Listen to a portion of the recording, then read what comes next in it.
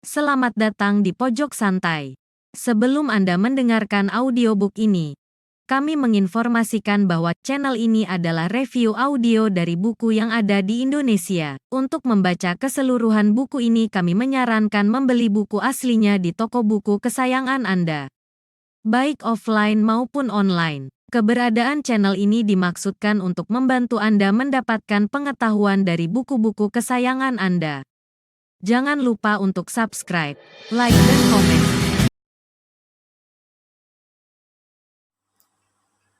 Selamat datang di Pojok Santai, channel khusus yang membahas komik dan novel dengan cara asyik. Andika terkena racun bara nerakanya Ratu Racun. Bisakah dia selamat dari cengkaman racun mematikan tersebut? Yuk, langsung saja disimak video kali ini. Secara jujur, Andika mengaku kalau dirinya masih tergolong hijau dalam rimba persilatan. Selamat turun dari lembah kutukan yang dihadapinya hanya tokoh-tokoh golongan hitam yang tidak mengandalkan racun dalam pertarungan. Jadi wajar saja kalau kali ini pendekar Slebor agak kelimpungan. Menyadari racun yang bersarang di dalam tubuhnya akibat pukulan beracun dari Ratu Racun. Pendekar Slebor segera mengempos tenaganya untuk melesat pergi dari situ. Dia memang membutuhkan pertolongan. Paling tidak, dia harus mencari tabib untuk bisa mengeluarkan racun yang bersarang di tubuhnya. Walaupun dengan sisa-sisa tenaganya, Andika berusaha berlari. Sudah cukup jauh dia berlari, tapi tak seorang pun ditemuinya, kecuali sebuah pondok yang kelihatan sepi. Sementara racun dalam tubuh pendekar Slebor sudah menjalar ke bagian-bagian lain. Tubuhnya kini makin didera panas luar biasa.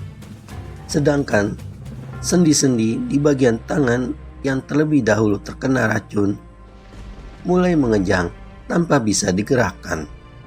Begitu panasnya sehingga bagian tubuh yang telah dijalari racun terasa seperti mengelotok.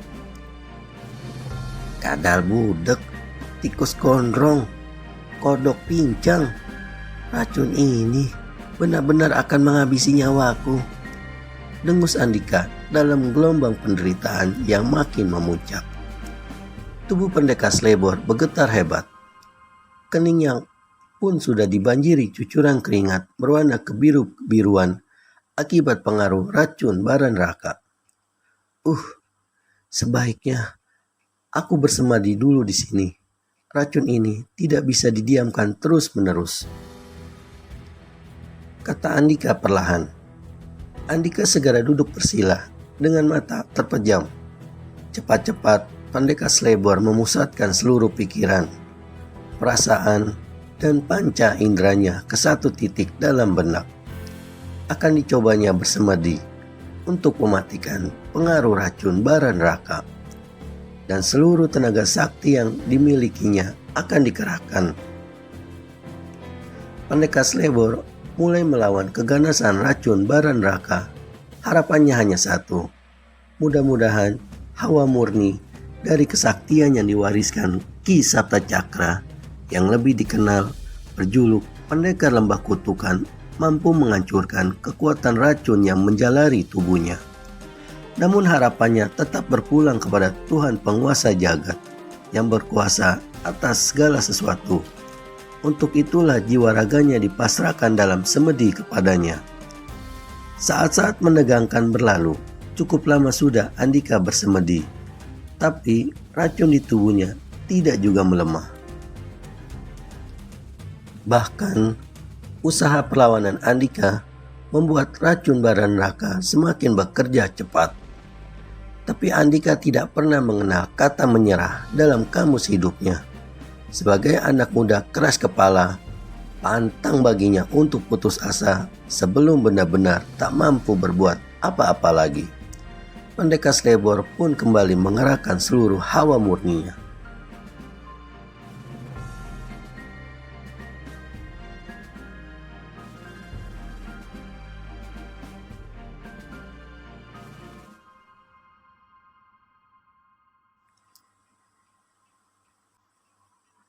Semakin pikirannya terhanyut dalam pengerahan kekuatan hawa murni, tubuhnya semakin bergetar hebat. Lama-kelamaan, tubuhnya tidak hanya bergetar, bahkan juga mulai memancarkan sinar berwarna merah kehijau-hijauan. Tampaknya pertempuran antara racun bara neraka melawan hawa murni dalam tubuhnya sudah mencapai puncak. Sampai akhirnya, ces! Terdengar desisan tinggi yang didahului letupan kecil. Setelah itu, tubuh Pendekar Slebor terjengkang ke belakang. Dari lubang telinga, hidung, dan mulutnya tampak mengalir darah kental kehitam-hitaman. Dan anak muda gagah itu tergeletak tanpa bergerak sedikit pun. Telah matikah dia?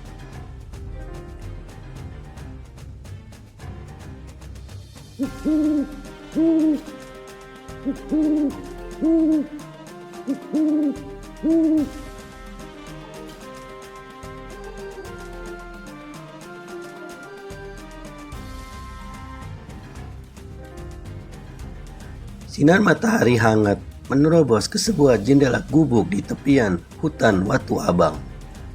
Kehangatan sinar mentari yang menimpa wajah seorang pemuda berpakaian hijau pupus membuatnya tersadar.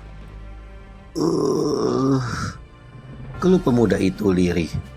Di mana aku?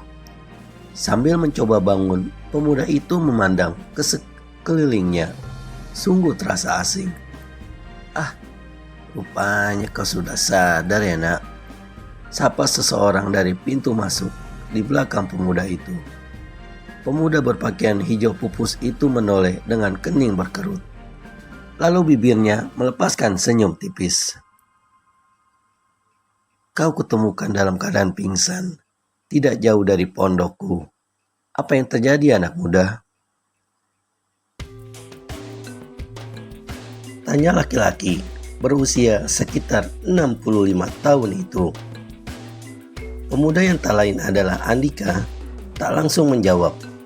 Dia berusaha mengingat-ingat apa yang telah terjadi. Dan ketika merasakan otot di bagian punggung dan lehernya masih terasa nyeri, Pendekar Slebor baru ingat kalau tubuhnya telah terkena racun setelah bertarung dengan wanita yang berjuluk Ratu Racun. Dan tampaknya racun bara neraka telah menyebar hampir ke semua bagian tubuhnya dari tangan hingga punggung. Untung saja racun ganas itu tidak sempat menerabas ke dalam jantung dan otak. Karena Pendekar Slebor telah berusaha memetakannya dengan bersemedi tidak jauh dari pondok yang ditempatinya itu. Dan itulah yang membuatnya pingsan. Selamat pagi, ucap Andika ramah pada lelaki tua yang telah melangkah menghampirinya. Pagi, jawab orang tua itu tak kalah ramah. Bagaimana keadaanmu? Apa sudah agak baik kan? Andika menjawab hanya dengan meringis. Oh iya, namaku Pati Geni. Kau bisa panggil aku Ki Pati atau boleh juga Ki Geni.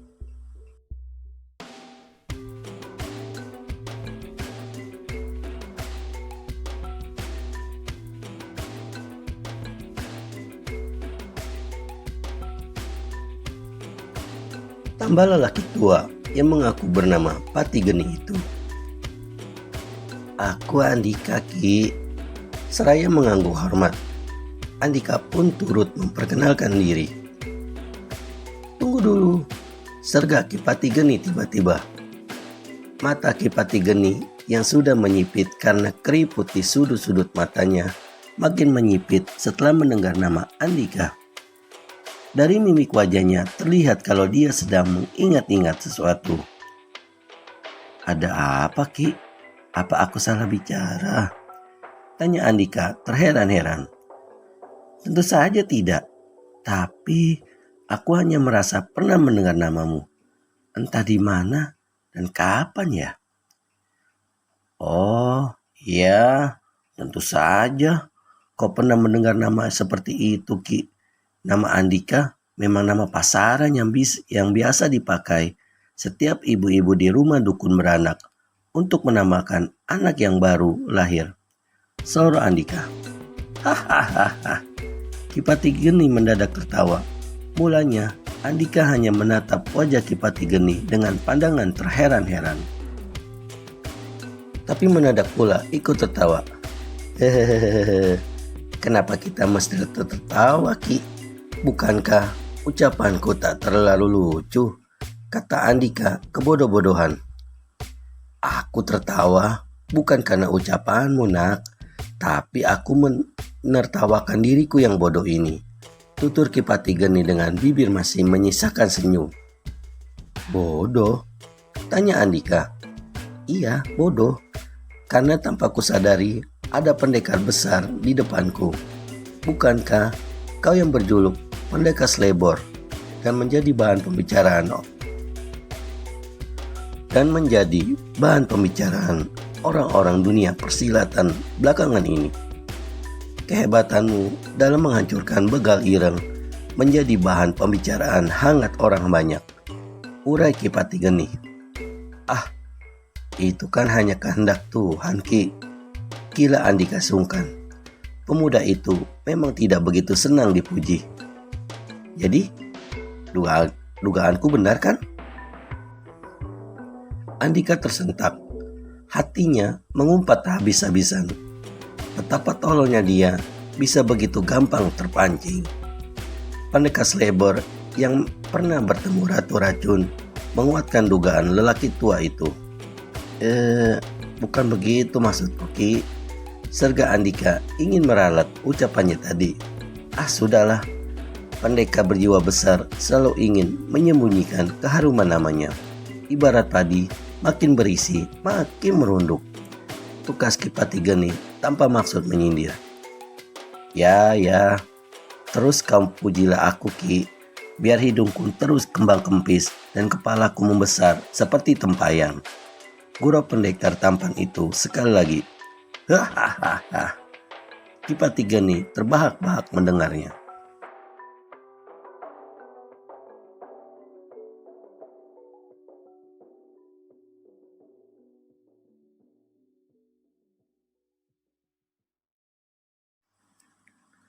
Rupanya julukan yang kau sandang memang pantas. Kau memang konyol, anak muda. Ledek Kipati Geni disela tawa meriahnya. Oh iya, Kipati, dari mana kau mendengar tentang diriku? Tanya Andika selesai Kipati Geni tertawa. Ya, biarpun tinggal di daerah terpencil seperti ini untuk menyepi dari hingar-bingar rimba persilatan, tapi aku tetap mengikuti perkembangannya, termasuk mengenai kemunculanmu. Jawab Kipati Geni. Kebetulan kalau begitu, apakah kau tahu tentang Ratu Racun, Ki? Ratu Racun? Kipati Geni mendekati balai-balai tempat Andika terbaring semalaman. Dia lalu duduk bersila di samping pemuda itu. Apa kau mempunyai ganjalan dengannya? Kipati Geni balik bertanya. Kalau aku tak bertempur dengan orang itu kemarin, mungkin aku tidak akan sampai di depan gubukmu, Ki. Hah?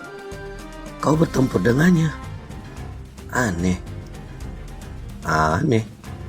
kenapa, Kipati? Kipati Geni terdiam sesaat. Tangan kanannya membelai-belai kumis putih di atas bibirnya. Seperti juga kau, Nak Andika, Ratu Racun pun baru saja hadir dalam kancah dunia persilatan. Awal sepak terjangnya yang membuat namanya melambung adalah setelah dia membantai sisa-sisa anak buah begal ireng di hutan Watu Abang. Entah apa alasannya dia melakukannya, yang pasti dia telah berhasil menumpas gerombolan bajingan di bawah pimpinan Kranggaek, seorang bekas tangan kanan begal ireng, urai Kipati Geni. Kalau begitu, memang aneh.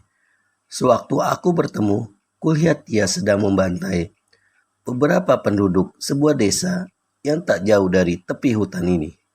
Mulanya, aku mengira wanita itu sedang memberantas para perampok yang mencoba menjara desa itu. Sampai akhirnya, aku tidak bisa menghindari pertempuran dengannya. Tutur Andika ganti bercerita. Untuk beberapa saat, dua lelaki berbeda usia itu sama-sama membisu. Mata mereka terlihat menerawang, memikirkan tindak tanduk ratu racun yang ganjil menurut pandangan mereka. Apa alasan wanita itu membantai gerombolan kerang gaek, lalu membantai pula penduduk yang tidak berdosa? Jika dari golongan putih, tak mungkin akan tega membunuh penduduk secara keji. Kalaupun dari golongan hitam, apa mungkin akan sudi membunuh rekan segolongan seperti kerang gaek? Sepak terjang yang bertantangan itulah yang kini menjadi bahan pikiran mereka berdua. Nak Andika, ada satu hal yang perlu kau ketahui. Sebagai golongan muda, kau perlu pula mengenal beberapa tokoh tua aliran sesat.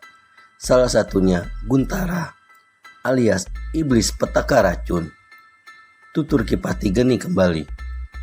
Tokoh tua itu memang menghilang dari rimba persilatan sejak seorang pendekar golongan putih mempecundanginya 35 tahun silam. Maka sejak itu, dia tak pernah menampakkan batang hidungnya lagi. Menghilang seperti tertelan bumi. Tak ada seorang pun yang tahu di mana keberadaannya. Kipati Geni sesaat menghentikan ceritanya untuk mengambil napas. Sedangkan Andika tak melepaskan pandangannya ke wajah laki-laki tua itu.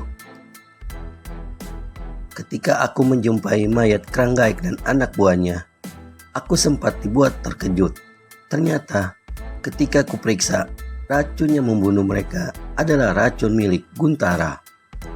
Mulanya aku menyangka lelaki busuk itu turun kembali dalam dunia persilatan dan hendak membuat keangkara murkaan.